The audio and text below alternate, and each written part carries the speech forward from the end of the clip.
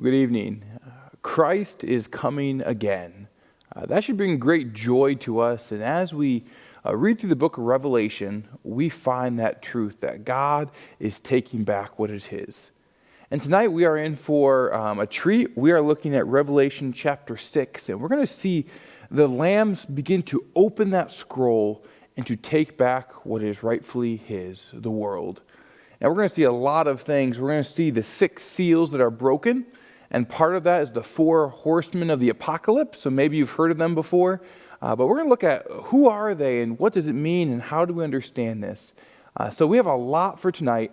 I hope you stay with us as we look at Revelation chapter 6, the seals being broken. All right, you definitely want to have your Bibles out tonight. We are taking all of chapter 6. We have quite a lot in front of us, but we want to keep moving through so we get the whole picture.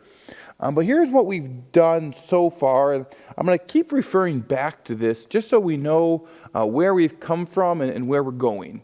I don't want us to get lost in the woods. I want us to see the big picture, and then we'll look at the details. So we get the introduction. Christ appears to John. He gets this vision. He writes the letters to the churches, the 7 churches. Then he's whisked up to the throne room of God, where everything is revolving around the throne. And then he sees the worthy Lamb who comes and takes the scroll. And he is the only one who's worthy. And we ended chapter 5 with this crescendo of praise. The 24 elders, which represents the church that's been brought up to Christ, they are worshiping God. The angels are worshiping God. All creation is worshiping God and the Lamb who was slain. And so now we get to chapter 6. And what has come before is important because there is this scroll.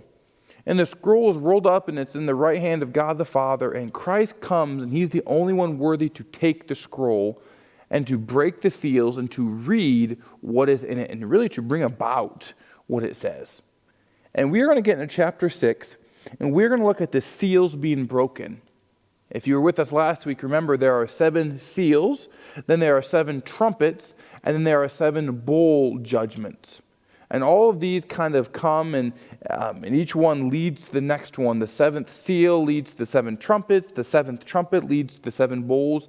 And in all of this, God's wrath is complete. And so we're going to see tonight the first 6 seals. And this is where we're going to be in chapter 6. The first 6 seals are broken. And things take place on earth as God directs it. Then you get a little interlude in chapter 7 about those who are sealed and the multitudes that will be saved. And then in chapter 8, you finally get to the 7th seal. And it's kind of common that you have the first 6, there's a break, and then there's the 7th one. The same thing will happen with the trumpet judgments. So let's go ahead and look at this. The first 6 seals. And what we're going to do, I want to read the first 4 all together because these are known as the 4 horsemen of the apocalypse. They really start the whole thing going. Now, when does this happen? Well, the church has been raptured away. Christ has drawn the church to Himself. We saw the 24 elders represent the church. We are raptured away. We've talked about that before. So the church isn't here, but what happens at the beginning of these 7 years? Daniel's final week of 7 years, which is what the tribulation is, and John he'll use those time markers. There's 7 years, all this takes place. So keep in mind, the church has been raptured away, and what is happening on the world? Well, the Lamb is breaking the seals, and this is the action that's taking place. The first 4 seals, the first 4 horsemen. Let's read. It says, "Now I saw when the Lamb opened one of the seals, I heard one of the 4 living creatures saying with a voice like thunder, 'Come and see.' And I looked, and behold, a white horse. And he who sat on it had a bow, and a crown was given to him. And he went out conquering and to conquer. When he opened the 2nd seal, I heard the 2nd living creature saying, 'Come and see.' And another horse, fiery red, went out, and it was granted to the one who sat on it to take peace from the earth, and that people should kill one another. And there was given to him a great sword." When he opened the third seal, I heard the third living creature saying, "Come and see." So I looked, and behold, a black horse, and he who sat on it had a pair of scales in his hands. And I heard a voice in the midst of the four living creatures saying, "A quart of wheat for a denarius, and 3 quarts of barley for a denarius, and do not harm the oil and the wine." And when he had opened the fourth seal, I heard the voice of the fourth living creature saying, "Come and see." So I looked, and behold, a pale horse, and the name of him who sat on it was Death, and Hades followed with him. And power was given to them over a fourth of the earth, to kill with sword, with hunger, with death, and by the beasts of the earth. Let's pray. Lord, give us wisdom to your word, to understand what is coming, what you have decreed to happen. Father, I pray that we would just take to heart what is written today. God, you are in control. Lord, there is wrath coming, but Lord, there's also mercy. So, Father, fill our hearts with these themes that you are sovereign. Help us to understand this so that we might be blessed. In your name, amen. All right, the 4 horsemen of the apocalypse. So far, we really haven't got into a lot of what in the world does this mean, but we're going to get to that now. Chapter 6, it throws us right into the action of the tribulation, the final 7 years of God's wrath. So what do we find? Well, first off, these 4 horsemen are the first 4 seals, and they are going to really usher in everything else. Now, there are some things they have in common. Each horse is a different color. You might have noticed that when we read, the first one is white, then there's one that's red, then there's a black horse, and then a pale or actually a greenish horse. So each one has a different color, and that's going to be important. We'll talk about what that means. Each horse has a different rider. Now, the rider isn't like a single person. Even though we're going to be tempted today, the first rider is the Antichrist. No, they're more personified things of, all right, death is personified riding on a horse, and a war is personified as coming, and then this famine is riding a horse. And so each one of these is seen, the riders is personifying something that's happening on the world scene.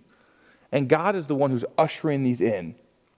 Each rider has a different object with it. So there's a different color, there's a different rider, and there's a different object. The first one has a bow. We'll notice a bow that has no arrows. We'll find the next one is a sword. Then one is holding a pair of scales to weigh things. And the last one doesn't have an object, but Hades, or the grave, follows with it. And so each one, different color, different rider, and different object. One of the things we'll find, and if you want to really be an overachiever tonight, you should pause this right now, and you need to go read Matthew 24. Read the whole chapter. Because there Christ is talking about the end times and the beginning of pains and what will happen to lead up to his coming again. And what you will find is not just these 4 horsemen, but actually these first 6 seals. Revelation 6 is kind of paralleled with Matthew 24.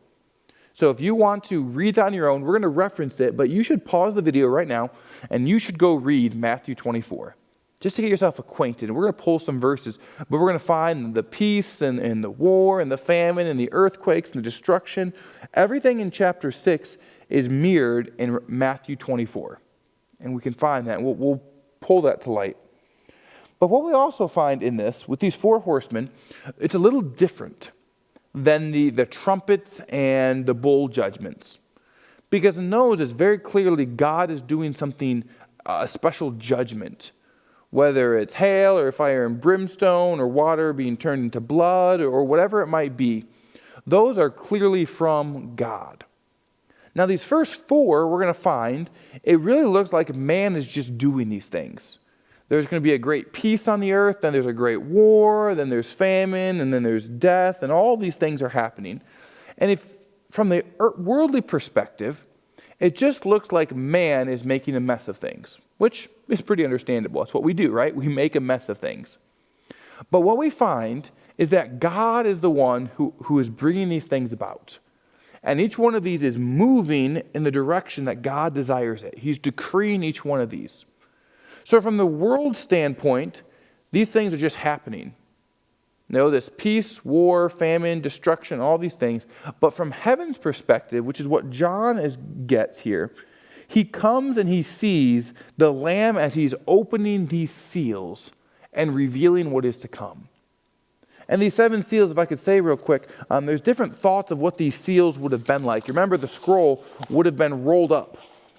And some people think that if you had the scroll here, you could have, and sometimes you would, have 7 seals all on the front seam, right? And you had to break all 7 of them before you could begin to read. And that could be how it is. But what we're kind of led to believe is that this seal would have been, or this scroll would have been sealed periodically. And so what would happen is there would be one seal on the front of this, and if I break that seal, what happens is now I can read what is on the scroll. And I can start to unroll it, and what they would do is they would have another seal that would be actually inside the letter, and you'd have to break that seal, and then you could continue to unravel the scroll and see the entire contents. And that's more of the picture that we get here. That the Lamb is breaking one seal, then he can see some more. And then he breaks another seal, and the next thing happens. And so they're very sequential in this way. And so we get this idea of the seals are being broken so that more is revealed and more is being decreed. And so that's what we get here. So let's kind of look at these things. So different color, different rider, different object. We'll see Matthew 24, and we'll see that God is bringing these things about, okay? Here is the first seal. It says, "Now when I saw the Lamb open one of the seals, I heard one of the 4 living creatures saying with a voice like thunder, 'Come and see.' And I looked, and behold, a white horse, and he who sat on it had a bow, and a crown was given to him, and he went out conquering and to conquer." All right. What is this first one? Well, at the beginning of the tribulation, you're going to be surprised to find that this first rider represents world peace. It's a white rider. It's a rider on a white horse, which often will be either purity or righteousness, but it doesn't represent bloodshed. He has a bow, it talks about, but the bow doesn't have any arrows. Now he goes out and conquers, but this conquering isn't with war, because we'll see war in a minute. Rather, it's conquering through diplomacy. Now you say, you're reading a lot into this, Pastor. Well, just jump down for a second, down to verse 4. The second rider comes right after this, and you know what it says? It says, "It was granted to the one who sat on it to take peace from the earth." So what brought in peace? This first rider brings in peace. The second rider will take peace away. If the first rider was conquering with war, well, that's kind of the same thing the second one's doing. So it's very different here. It's a white horse compared to a red horse. So this is conquering, and the nations are going to be brought together, and there's going to kind of be this world peace. Every once in a while they talk about having world peace and how it comes about. Well, will be accomplished for the first part of the tribulation. Now, we don't know how long, if it's just going to be a year or 2 years. It's not very long, but there is a world peace. That's what this white horse represents. It's peace. The one who sits on them, we don't know who the rider is besides this personification of world peace. Now, some will say, well, maybe it's Christ, because, he rides on a white horse. Well, no. Christ is the one who is opening the seals. And he doesn't come at the beginning, he comes at the end riding on a white horse. So don't get those confused. Some people will say, well, it's the Antichrist. Maybe. And the Antichrist definitely is part of all of this, of bringing the world peace, and really probably rising to prominence through the use of diplomacy. He's going to be empowered by Satan, so definitely kind of this superhuman rising through the ranks, accomplishing what really we can't accomplish right now to bring peace. But there's going to be this peace. And so Satan is part of this. The Antichrist is part of this. But don't just think one individual. There's a whole movement of world peace. So probably a level of prosperity, and everyone's going to feel really great. Probably some confusion of the rapture. The church is taken away. But this peace comes. And so they think this is good. I'm sure lots of pride comes with this prosperity. But really the stage is just being set for a war that's going to come. Before I show you where this peace comes from, I want you to notice it says he has a crown is given to him. The crown here is not a royal crown that Christ has because he's royalty, but it's the victor's crown. And it's given to him. Someone's going to unite the whole world. Probably that person of the Antichrist is seen in here.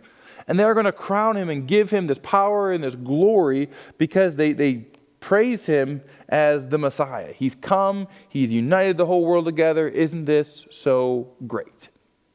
And God is setting this up. He's setting this up. We find in Daniel this idea of this world peace. It says in Daniel chapter 9, speaking of the Antichrist, he shall confirm a covenant with many for 1 week. For those 7 years, there's going to be this covenant. It says, but in the middle of the week, he's going to bring an end to sacrifice and to offerings. So what we find here is in that 7-year period, at the very beginning, the Antichrist makes peace. He makes peace with Israel. He makes peace with the world. And so this is the idea that we get. There is a peace that comes. Now, it only lasts for a while. At the midpoint, he's going to end that, and there's this abomination of desolation. He's going to just desecrate what the temple that Jews have made, and just wars are going to break out. But this idea of peace coming as the Antichrist rises to power, it comes from the book of Daniel. Now we see this idea and this warning in Matthew 24. It says, Jesus answered and said to them, take heed that no one deceives you. For many will come in my name saying, I am the Christ, and will deceive many. So that's probably the picture that we have here, is that here comes this false Christ that people are going to flock to and the world's going to rally behind, and there's going to be this great peace, right? That's probably what's going to happen the first part of the tribulation. But it doesn't last. We find in the second seal, as quickly as the world has world peace, we run right back into a world war. Look at verse 3 and 4. He opened the second seal, and I heard the second living creature saying, come and see. Another horse, fiery red, went out, and it was granted to the one who sat on it to take peace from the earth. And the people should kill one another, and there was given him a great sword. So we go from world peace to now a world war. Really, World War III is what breaks loose here. And so we find even that Satan here, the Antichrist, isn't able to keep everyone in line underneath him, and people are going to revolt. We're always rebellious by nature. It says nation turns against nation, and there is this massive war that people kill each other. The fiery red horse kind of leads to this idea of bloodshed and war. This great sword that he has, that is for warfare, and it takes peace from the world. So you can imagine for a moment, for having a year or two of great prosperity, and they build up all their wealth and their military, and now they turn on each other, and there's just this world war. You consider nuclear warfare, with all the modern technology, this is going to be destruction. The world turned on itself, and there's going to be World War III breaks out. Matthew 24 talks about this idea. You will hear of wars and rumors of wars. See that you're not troubled, for all these things must come to pass, but the end is not yet. For nation will rise against nation, and kingdom against kingdom. So there we're seeing the parallel where there's this peace. Here is the Christ that's come, and the world rallies behind him. But now there is war and these rumors of war, kingdom against kingdom. And that leads to the third seal. Verse 5 and 6. He opened the third seal, and I heard the third living creature say, come and see. So I looked, and behold, a black horse, and he who sat on it had a pair of scales in his hands. And I heard a voice in the midst of the 4 living creatures saying, a quart of wheat for denarius, and 3 quarts of barley for denarius, and do not harm the oil and the wine. All right, we get this horse now, and it's a black horse. This black horse is going to represent famine. And this often comes with war. When people are more worried about killing each other than they are about producing food and taking care of their needs, this often comes. We're destroying warehouses and storehouses and farms, and the land is just completely torched. And what happens is now when you go to get food, there is no food. And so what often comes with war, there is famine. People are being killed, people are off fighting, they're not off producing, and the land is being scorched. So it's a black horse, which represents famine. He has a pair of scales in his hand. That's kind of to weigh something. What is he going to weigh? Well, he's told what to weigh. He says, make a quart of wheat. And that's basically the amount of wheat that would feed one person. So take the rations, the food for one day, and make it cost 1 denarius. So that's 1 day's wages. So you work an entire day, and all you have at the end is enough food to feed one person. And that's really difficult for me. I have a large family, and so if I work all day and I can only feed myself, suddenly I have people starving. That doesn't count, trying to get food and shelter and other things that we need. This is famine conditions. You can work all day and barely have enough food to feed yourself. It also said 3 quarts of barley, so that's enough to feed 3 people for a day's wages. Now, barley wasn't normally eaten by people. It was food for animals. So if you want to eat dog food, you can work all day and you can feed 3 people, yourself and 2 others, this food fit for animals. This is famine conditions. And this is what comes in. And it says, do not harm the oil and the wine. We don't know if that's going to be a mercy where God spares the oil and the wine that people will need to produce food and healing. We don't know. Or if it's just advice for people to, hey, you know what? Don't harm the oil and the wine because that's going to cost you even more. We're not really sure. But what we do know for sure is this is famine-type conditions. So the first horseman is peace. The second horseman is war. The third horseman is famine that comes upon the world. And what naturally follows is the fourth one, which will be death. Matthew 24, speaking about this famine, says there will be famine, pestilence, and earthquakes in various places. There's this idea of after war, here comes these famines. Look at verse 7 and 8. It says, when he opened the 4th seal, I heard the voice of the 4th living creature saying, come and see. So I looked, and behold, a pale horse, and the name of him who sat on it was Death, and Hades followed with him. And the power was given them over 1/4 of the earth to kill with sword, with hunger, with death, and by the beast of the earth. This is a very scary horse. You imagine as he watches this. Maybe you've seen pictures of how people depict this. But you have this rider on a pale horse, and the name of him who rides it is Death. And he doesn't have an object, but instead Hades, the grave, is following after him. So Death and Hades, which is often seen together, they are running rampant through the world, and they are collecting the dead. The pale horse here, actually you probably should think more of it of greenish color. The Greek word is chloros here, and it's used of green grass twice in the book of Revelation. In chapter 8, verse 7, and chapter 9, verse 4, green grass is chloros. So you kind of have this greenish, sickly, maybe yellowish horse that death is riding. And is coming with disease, and the power is given to kill. Hades, the grave, is coming up and just gobbling up people as it goes through the world. It says, power was given to it. Now, I'll point that out because we see this. God is still sovereign.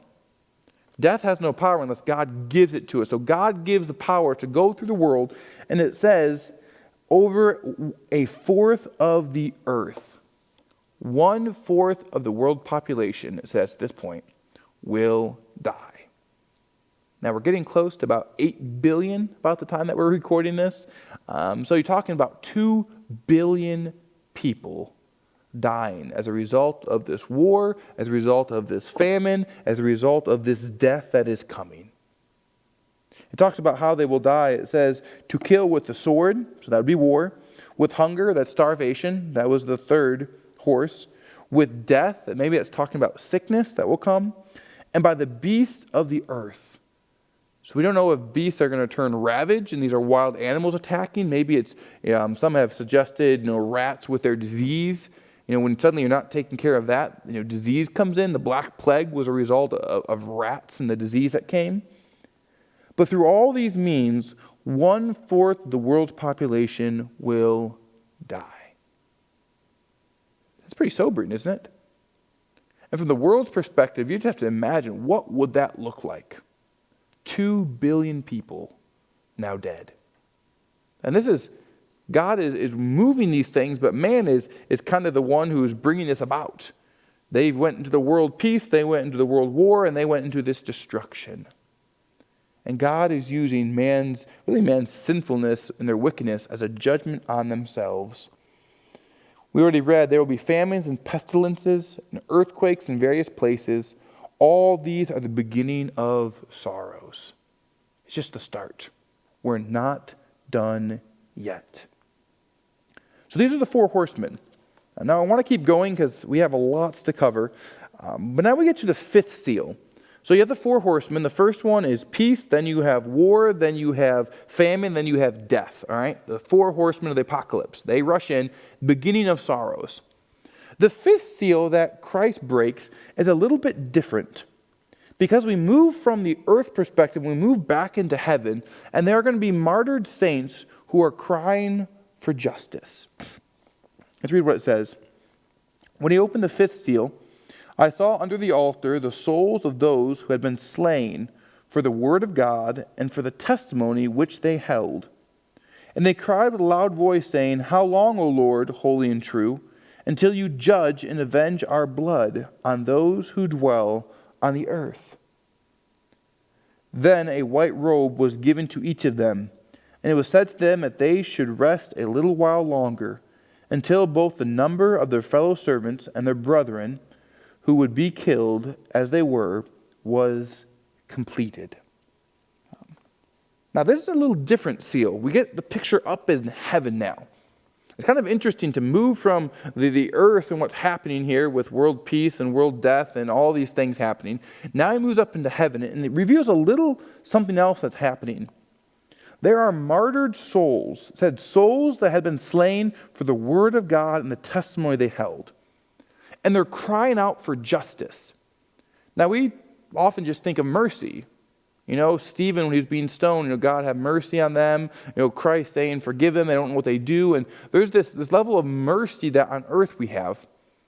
But here are these saints who are before God now, who had been martyred during the tribulation, because the church has already been taken away. So people who had come to Christ during this time, they have been killed, and now they're crying for justice. And the point I want to make here is that God is a God of mercy. We see that at the cross. We see that right now with forgiveness. But God is a God of justice. And what we find here is that they're crying out for justice, and justice will come. The imprecatory psalms or the cursing psalms kind of fall right along here. God judge, God move, God see, and God act. It's a level of faith here because it's saying, I'm not going to avenge myself, but God, you see and you do according to your will. And so here we find many people have come to Christ. They have been martyred, and you have to think about what persecution. You have this world war going on. People are dying. Now, if you want to go kill a Christian, it's not a big deal. Right now in America, that's kind of a big deal. There's going to be headlines and things. When there's a world war going on and famine and everyone's dying, you can get away with this. And so the hatred Satan will direct towards believers who have come to Christ, they suffer in this time. Here's what he gives them. Here is Matthew's account real quick about this persecution. It says, they will deliver you up to tribulation and kill you, and you will be hated by all nations for my name's sake. And then many will be offended, will betray one another, and will hate one another. Then many false prophets will rise up and deceive many. And because lawlessness will abound, the love of many will grow cold. But he who endures to the end shall be saved. And this gospel of the kingdom will be preached in all the world as a witness to all the nations, and then the end will come. So you have this mix between the gospel is prospering and being persecuted. They're going to be hate and they're going to kill, and this is what we see. But even in this time, it's a great time of people being saved. when they see God's wrath and they see God's mercy, we get all these pictures of God working. Here's verse 11. There's a white robe given to each of them. And it was said to them they should rest a little while longer until the number of their fellow servants and their brethren, who would be killed as they were, was completed. So we have two things here. One, they're given a white robe. It's kind of that promise of probably the glory it's symbolizing here. They'll walk with white robes before God. And they're promised, rest a little while longer. Not quite yet. Be patient. Because still more need to die. You're like, what? God is decreeing this. And you'll notice it's their sovereignty as their the brethren who would be killed that was completed. Basically, there's this number God has in mind of how many are going to die for the sake of the gospel. And when the number is completed, then the end's going to come. God is still sovereign, even in the midst of persecution, which is really good for us to know, because when you're being persecuted, when they're on earth, they're probably not feeling really good about everything here. But God is still in control. God has ordained. So we have 5 seals, right? So the first one, the first 4 horsemen, we have peace, we have war, we have famine, we have death. Seal number 5 is the martyred saints crying out for justice. So we find persecution on the world. But now we get to number 6, and I want to add this here, and we'll be reminded of this as we go on. The 6th seal, which takes us to the end of the chapter, is God getting directly involved and really turning nature against mankind. Now, some will say, well, this is symbolic of what the nations are raging against each other. But as we read this, you'll see it's very clearly this is from God, and people see supernatural events that God is bringing about. The wicked world attribute this to God. You can't really blame God for the world war or the famine that comes afterwards and the death. Man is doing that to man. But this 6th seal, God is now more directly intervening. All of them are decreed by God, but this one, everyone clearly sees God is doing this. Heaven sees God is doing all of it. The world sees this one and says, this is from God. Let's read. And then we'll be done. Hang in there. You're doing great, all right? Verse 12. I looked, and when he opened the 6th seal, so he's unraveling it even farther, and behold, there was a great earthquake, and the sun became black as sackcloth of hair, the moon became like blood, and the stars of heaven fell to the earth, as a fig tree drops its late figs when it is shaken by a mighty wind. Then the sky receded as a scroll when it rolled up, and every mountain and island was moved out of its place. And the kings of the earth and the great men, the rich men, the commanders, the mighty men, every slave and every free man, hid themselves in the caves and in the rocks, the mountains, and said to the mountains and rocks, fall on us and hide us from the face of him who sits on the throne and from the wrath of the Lamb. For the great day of his wrath has come, and who is able to stand? I want you to point out their response to this. First, they hide themselves. Then they despair, and they say they want the mountains to fall on them, to kill them, to hide them. And then they acknowledge that God is the one who's doing this. And all of this, and this is what I want to point out, they're saying the wrath of God has come. The wrath of the Lamb, his wrath is here. Who can stand? At this point, the world who hates God, who is in rebellion against God, is going to acknowledge that this is his wrath. And the things that have come before are probably not just symbolic of, all right, wars, and some people say the mountains are like the nations, and that's what we see. No, they clearly identify this is direct wrath from God. So is it any surprise that what comes before is so obvious that they can see? I have these points here. They clearly acknowledge that this is from God. They clearly acknowledge this. Heaven and earth turns against them. We find it in a number of ways. There's a great earthquake. The sun becomes black. So imagine what that would do with the ecosystem, right? If you thought global warming was a problem, what will this do? The moon becomes like blood. The stars of heaven, so probably asteroids or meteors, are falling to the earth. The sky is receding as a scroll. Maybe that's talking about the ozone layer being pulled back and all the radiation, which we'll see some of that come later. But basically all of nature is turned against man, and God's wrath is being poured out on them. And they look at what's happening and they know this is from God. And they are broken. Not maybe to the point of repentance, but broken to the point that they realize, hey, we can't deal with this. And they ask the question, who is able to stand? And that's what we'll set up our next chapter, chapter 7. Here's what Matthew 24 says. Immediately after the tribulation of those days, the sun will be darkened, the moon will not give its light, the stars will fall from heaven, and the powers of the heavens will be shaken. It's kind of a perfect parallel of nature is completely turned and in chaos and turmoil as part of God's wrath on mankind. This judgment. So these are the first 6 seals. You have the 4 horsemen, peace, war, famine, death. You have the martyrs, which is the 5th seal. And then you have all of nature breaking against man. This is God's wrath. And they cry out, who can stand? And we'll answer that question next week. Let me give you a couple takeaways, and then we'll end. You've done great. You've hung in there. Good job, right? Or maybe you just skipped to the end. I don't know. Either way, I'm glad you're still here.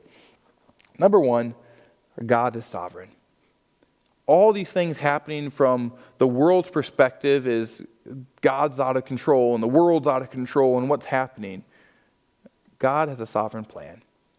And as the Lamb is breaking those seals and bringing these things to happen, we see very much his control.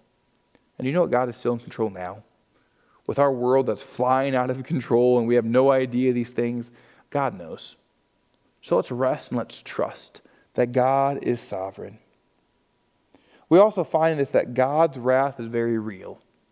And we're going to be reminded that over and over and over, that man's sinful rebelliousness, unwilling to turn to God, God will judge them because of their sin. And this is the time of God's wrath that's being poured out on sinful world. It's very real. And even God's wrath right now of hell. It's very real. We need to understand God hates sin and God must punish sin. But just as much as God's wrath is real, our last point, God's mercy is very real. And many, in the midst of all this, many are being saved. We'll see that next week, the multitudes of people that are coming to Christ, even in the midst of this. They're being persecuted, they're being killed, but the gospel is prospering as people clearly see the wrath of God. How neat it is to see God's wrath, God's mercy, and God's sovereignty. Let's pray. Lord, thank you for today, for your word. Lord, I pray that we would understand what you have said, that you are in control, Lord, that there is a coming wrath, this final tribulation that will set up Christ coming back. Father, I pray we'd look forward to that day. I pray that we would be prepared for that day, that we would know you and follow you and make you known. Thank you for your mercy. Lord, we thank you for your wrath that Christ took for each believer. Lord, help us to tell others so that they can be saved from your wrath as well. Thank you for our salvation. In your name, amen.